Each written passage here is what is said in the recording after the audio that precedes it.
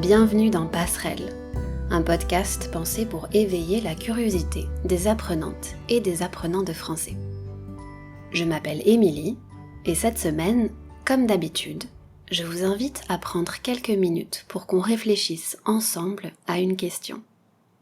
Cet épisode, comme les précédents, je le vois comme le début d'une conversation, un échange inspiré par les podcasts que j'écoute, par mes lectures et par des conversations de la vie quotidienne. Mon but, c'est juste de partager avec vous quelques pistes de réflexion et de vous encourager à vous poser des questions en français. Aujourd'hui, on va parler de la période de transition qu'on est en train de traverser. En fonction de l'endroit où vous vivez, vous commencez peut-être à entrevoir la fin de l'épidémie. S'il y a encore des incertitudes, petit à petit, on peut se rassembler à nouveau, et c'est le moment de réapprendre à être ensemble. Un des sujets qui a fait les gros titres des journaux en France la semaine dernière, vous le savez certainement, c'est la réouverture des terrasses pour les bars et les restaurants, mais aussi des musées et des cinémas. Bien sûr, j'ai suivi tout ça de loin en regardant les actualités. C'était assez étrange parce que, en même temps, dans le pays où j'habite, Taïwan, c'est la situation opposée qui est en train d'arriver. On ne peut pas parler de confinement strict à Taïwan, mais ces jours-ci, le nombre de cas locaux de Covid-19 augmente. Donc, les restrictions aussi. Forcément, c'est un sujet qui revient pas mal dans les conversations avec mes élèves. D'un côté, on a envie d'être optimiste, de s'installer en terrasse et de voir une lueur d'espoir pour le futur. Mais de l'autre, c'est compréhensible d'avoir une certaine appréhension à l'idée de retourner au bureau, de devoir répondre à des invitations à déjeuner et d'être entouré de personnes dans l'espace public. La question que je me pose, et celle à laquelle on va réfléchir aujourd'hui, c'est comment faire face à ces sentiments contradictoires, mais aussi comment trouver un nouvel équilibre et réinventer les manières dont on se rassemble aujourd'hui. Dans un premier temps, on va s'intéresser au syndrome de la cabane. Un syndrome qui se manifeste par un sentiment d'angoisse à l'idée de revenir au mode de vie d'avant le confinement. Ensuite, en cette période de transition, il y a un réel besoin de créer des rassemblements qui ont du sens. On va donc explorer des pistes de réflexion sur ce qu'on peut apprendre du confinement pour réinventer nos façons de nous réunir. Pour finir, avec un lieu de rassemblement par excellence, on va parler de ce que représentent les terrasses dans le quotidien des Français.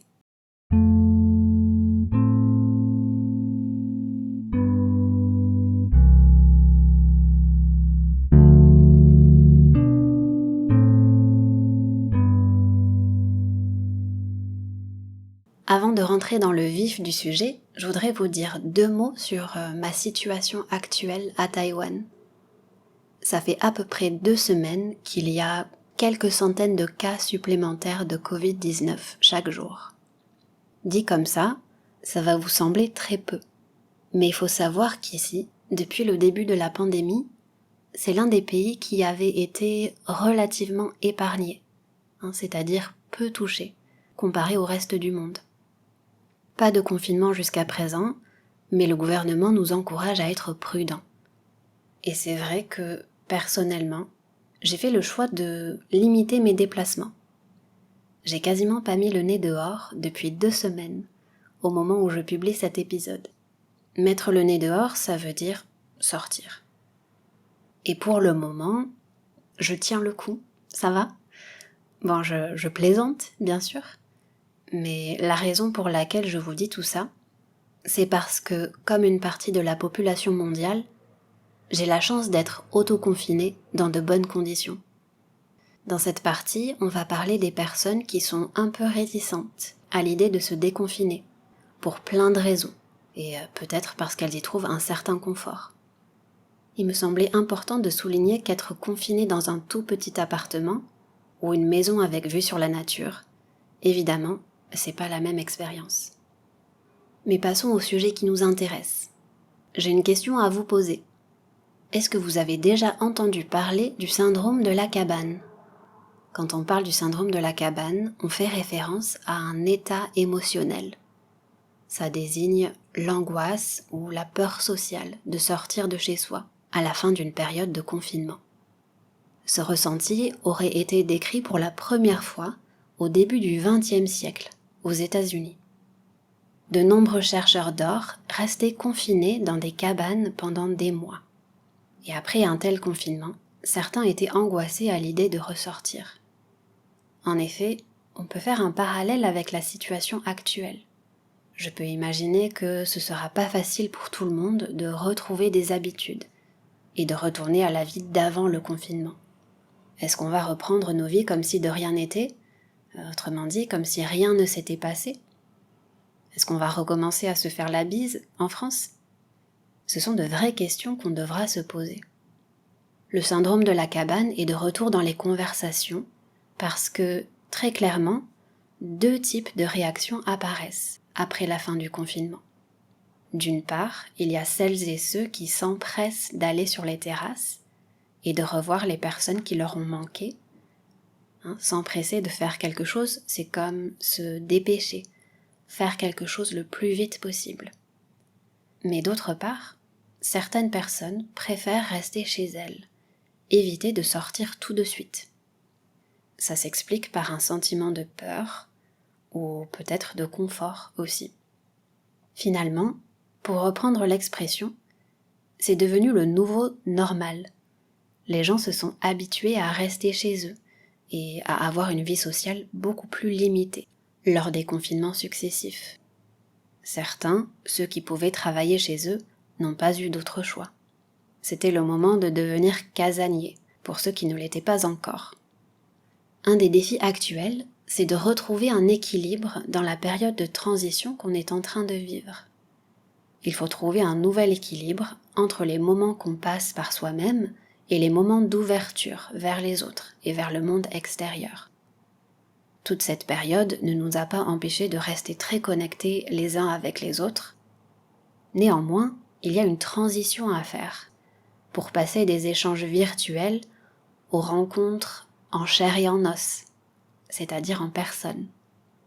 Pour revenir au syndrome de la cabane, on peut se demander pourquoi certaines personnes hésitent ou ont moins envie de sortir de chez elles et de voir plus de monde à nouveau. Même si le syndrome de la cabane n'est pas une expression utilisée dans le domaine de la psychiatrie, elle fait écho à un mécanisme psychologique bien réel. Moins on a d'interactions sociales avec les autres, moins on a envie d'en avoir. Je crois qu'il y a un parallèle intéressant à faire entre cette période de pandémie et un rite de passage. Cette idée, je l'ai entendue dans un podcast que j'ai écouté pour préparer cet épisode. Elle vient d'une anthropologue qui explique que cette période est comme un rite de passage. Autrement dit, une expérience collective qui contribue à donner une structure, à organiser la vie des êtres humains. Toutes nos habitudes ont été chamboulées pendant l'année passée. Et ça prendra du temps pour observer l'impact de cette crise sur nos relations aux personnes qui nous entourent et sur nos modes de vie. Cet anthropologue nous rappelle aussi que nous sommes des êtres sociaux qui avons besoin d'interaction pour survivre. Ce que le syndrome révèle, c'est peut-être qu'il faut se questionner sur l'injonction aux interactions sociales. Là, je pense à celles et ceux qui sortaient beaucoup. Ça remet en question le besoin de voir d'autres personnes en permanence pour se sentir bien. Alors, je peux imaginer que, naturellement, la vie sociale va reprendre son cours normal, entre guillemets, peu importe ce que ça signifie, normal, mais petit à petit, chacun et chacune va trouver son propre rythme. Pour ceux qui hésitent à sortir de leur cabane, avoir un entourage compréhensif sera déterminant. Même pour ceux qui vont reprendre une vie sociale plus vite, 1 an de routine laissera des traces. Peut-être une prise de conscience pour certains qu'on peut ne pas forcément avoir besoin de toutes ces rencontres, ou qu'il est bon de trouver un peu plus d'équilibre dans ses relations sociales. Toutes ces réflexions sur le syndrome de la cabane, ça nous amène à notre question principale. Comment réinventer les façons de se rassembler en intégrant ce qu'on a appris ces derniers mois? Dans cette deuxième partie, on va parler de l'importance d'organiser des retrouvailles qui ont du sens. Quand j'utilise le mot « retrouvailles », ça signifie tout simplement le fait de se retrouver. Aujourd'hui, j'avais envie d'attirer votre attention sur l'importance de profiter de cette période de transition pour se poser la question suivante.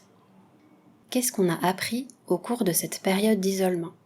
Sur notre manière d'interagir avec les autres, sur notre rapport au travail, sur les choses qu'on doit faire dans la vie quotidienne et celles dont on a besoin.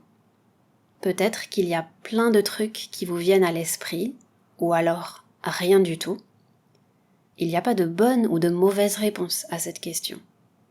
Il s'agit juste de prendre le temps d'avoir cette conversation avec soi-même, avec nos proches et au travail aussi. Pendant cette période de pause, je ne sais pas si c'est le bon mot, pause, mais vous voyez ce que je veux dire.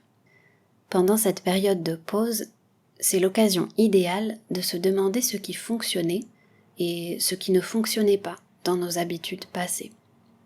Dans les semaines, les mois à venir, je suppose qu'il va y avoir cette tentation de reprendre les choses là où on les avait laissées, de sauter ces conversations. Ici, j'utilise le verbe sauter dans le sens de passer directement à l'étape suivante.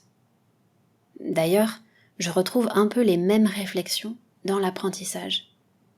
Lorsqu'on reprend ses études, après avoir fait une pause plus ou moins longue, pour une raison X ou Y, là aussi, il y a beaucoup de bénéfices à s'accorder un temps de réflexion. Ce que je veux dire, c'est que c'est important de se donner du temps pour réfléchir, pour se demander pourquoi est-ce qu'on a fait cette pause. Est-ce que la manière dont on pratiquait, dont on étudiait, est-ce qu'elle nous correspond toujours ? Et si la réponse est non, on peut prendre un temps de préparation pour repartir sur de bonnes bases. Pour élargir à nouveau sur le thème de cet épisode, les manières de se rassembler, la période actuelle devrait nous inviter à réfléchir à comment on veut se réunir dorénavant. Ce sera parfois plus difficile qu'on le pense de s'habituer à partager un espace ensemble, au début en tout cas. Si on veut se rassembler sereinement, on peut commencer par mettre des mots sur ce qu'on ressent. Tout à l'heure, je comparais la période actuelle à un rite de passage, un événement dans nos vies qui indique le passage d'une étape à une autre. Grâce à des échanges constructifs et des conversations sur nos expériences, c'est grâce à ça qu'on va pouvoir inventer de nouvelles manières de se réunir. À mon avis, c'est important de mettre des mots sur les sentiments contradictoires qu'on éprouve en cette période de transition, parce que c'est un bon moyen de se rendre compte qu'on n'est pas seul à ressentir ça. Je sais que je suis partagée entre plein de sentiments différents ces jours-ci. Un peu d'inquiétude quand je regarde la situation à Taïwan, mais aussi de l'espoir quand je vois une amélioration dans d'autres pays. Le plus grand défi, pour moi, c'est le sentiment d'incertitude, qui reste encore très fort. Mais je dois dire que je trouve un certain soulagement à me dire que je ne suis pas la seule à traverser ça et à éprouver ces sentiments contradictoires. On a beaucoup à apprendre en partageant ses expériences, et pas uniquement ses opinions. Je vous donne quelques exemples de questions dont on discute avec mes élèves récemment. Comment s'est passée cette période pour vous ? Pour les rassemblements, les rencontres virtuelles, quelles ont été vos expériences les plus marquantes, positives ou négatives ? Est-ce que vous êtes impatient à l'idée de faire quelque chose de particulier, à présent, ou pas ? Alors, si je devais répondre à la dernière question que je viens de mentionner, je dirais que je suis impatiente à l'idée d'être réunie avec ma famille en personne. Juste l'idée de prendre ma famille dans mes bras, je suis très, très émue en pensant à ça. Émue, c'est lié au mot émotion. Je pense que j'avais pas réalisé à quel point ça me manque avant de me poser pour réfléchir à cette question. Et en tout cas, je suis impatiente à l'idée de retourner en France avant la fin de l'année, j'espère. Avant de passer à la dernière partie de cet épisode, je voudrais résumer quelques idées importantes. La raison pour laquelle je pense que ces conversations sont utiles, c'est parce qu'elles nous permettent d'être à l'écoute de nos besoins, mais aussi des besoins des autres, en cette période de transition. Pour trouver du sens, il ne faut pas perdre de vue pourquoi on se réunit. Une rencontre enrichissante est une rencontre qui répond à un besoin réel, spécifique. Je crois que pendant cette pandémie, on a encore plus pris conscience que certaines réunions, certains rendez-vous sont inutiles ou ne nous apportent pas grand-chose. Quand on va pouvoir se réunir, se rassembler à nouveau, on a cette opportunité de se demander de quoi est-ce qu'on a besoin. À ce sujet, il existe un livre passionnant sur l'art de se rassembler. Et l'autrice, Priya Parker, dit la chose suivante. Alors je reformule avec mes propres mots. Elle dit « Créer ou recréer du lien dans nos relations ne se fait pas tout seul. Il faut penser ou repenser les manières dont on se réunit, en fonction des liens qu'on veut tisser. » Comment terminer sans dire quelques mots sur un lieu de rassemblement emblématique en France ? Comme il semble que la pandémie laisse un peu de répit, le gouvernement français a décidé la réouverture de certains lieux publics à partir du 19 mai. Dans l'expression « laisser un peu de répit », le répit c'est un temps de repos, de détente. Et on l'a vu encore une fois dans les actualités ces jours-ci, beaucoup de Français attendaient avec impatience la réouverture des terrasses. C'est un peu partout pareil, mais je pense que le rituel d'aller au café, de s'installer en terrasse, c'est ça qui a manqué à toutes ces personnes.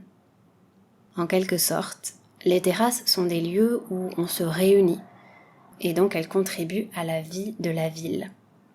Dans de nombreux témoignages que j'ai écoutés, les gens parlent du manque des rencontres impromptues. Les terrasses peuvent être un espace d'échange, mais aussi un espace dans lequel on peut en même temps être seul et être entouré de personnes. Et la vie de la ville se trouve également dans le fait de se voir les uns les autres. Pour celles et ceux qui vont au café, au bistrot régulièrement, il y a une forme d'amitié curieuse avec ces personnes qu'on croise presque tous les jours. Ça montre l'importance de ces petits riens, de ces petites interactions qui caractérisent les relations entre les êtres humains. Par exemple, il y a un petit café à 2 pas de mon appartement. À 2 pas de chez moi, ça signifie très près de chez moi. J'y suis allée tellement souvent dans ce café que j'ai même plus besoin de dire ce que je veux commander. Le serveur me demande si je vais prendre la même chose que d'habitude avant même que j'arrive au comptoir. En ce moment, ce café est fermé, bien sûr, et j'avoue que ça me manque d'y aller, pour prendre un café, lire un livre, et juste observer les gens autour de moi. La manière d'apprécier son café préparé à la maison et celui en terrasse, c'est pas exactement la même chose. Ça montre, encore une fois, la place du lien social dans cette expérience. Au final, en France, on voit la terrasse comme un lieu de rassemblement emblématique parce que c'est un lieu de vie, c'est un espace de rencontre, de convivialité et d'échange. Et j'ai envie de vous demander, à vous aussi, chez vous, si c'est possible de le faire, où est-ce qu'on se rassemble aujourd'hui ? Sur les terrasses ou ailleurs ? Chaque société a ses lieux de rencontre emblématiques, après tout.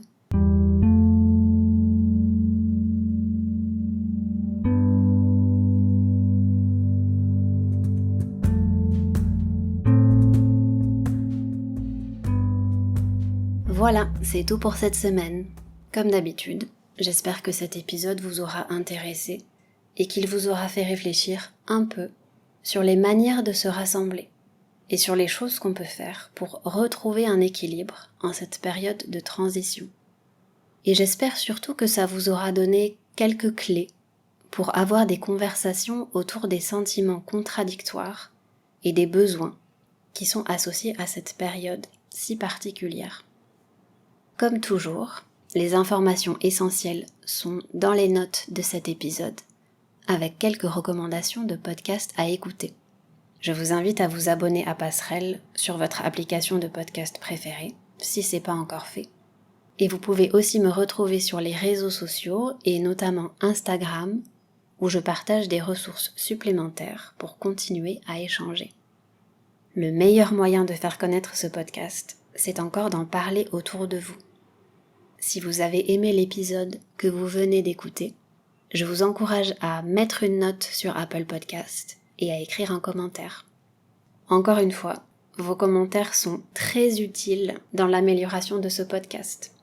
Alors, si vous avez écouté cet épisode jusqu'au bout, je vous encourage à m'écrire ou à m'envoyer un message vocal sur mon compte Instagram pour me dire ce que vous en avez pensé. Je vous remercie d'avoir pris le temps de m'écouter aujourd'hui et je vous donne rendez-vous bientôt pour le prochain épisode. À très vite.